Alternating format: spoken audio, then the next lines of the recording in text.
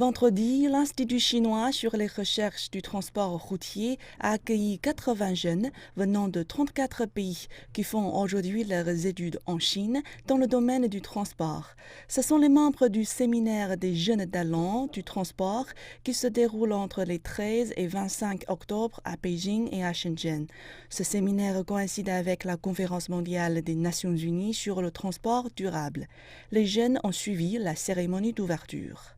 C'était très instructif également, surtout la vision que le président Xi Jinping a sur le développement non seulement des transports au niveau de la Chine, mais aussi sur son ouverture sur le monde et surtout sur la coopération gagnant-gagnant entre tous les pays, parce que nous formons maintenant un village mondial et nous devons être connectés et il faut tenir en compte toutes les perspectives d'avenir, surtout dans le domaine de l'environnement.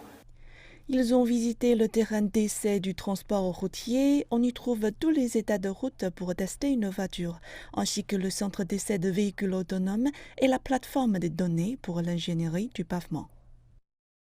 Je trouve que cette visite est très instructive, surtout pour nous qui sommes dans ce domaine, dans le domaine de Luji Lumian Gongcheng, et qui est exactement Subgrade and Pavement Engineering.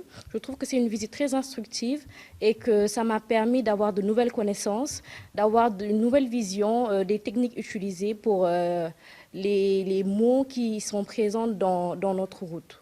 Cette année, la conférence a pour thème Transport durable, développement durable, qui est aussi un sujet pour le séminaire. Le fait que la Chine investit sur les infrastructures portières, ceci a permis à la population d'avoir des boulots et aussi d'être intégrée à l'échelle nationale, puisqu'il y a des endroits enclavés qui ne pouvaient pas venir aux capitales. Ceci a vraiment amélioré le niveau social du pays. Et même aussi, il y a l'Éthiopie qui est derrière nous, qui est un pays enclavé, qui n'a pas accès à la mer. Ceci a permis aussi à l'Éthiopie d'avoir accès à la mer et de bonnes infrastructures portières. Après les activités à Beijing, les jeunes partiront pour Shenzhen, feront de l'ouverture de la Chine pour y visiter les infrastructures et les entreprises.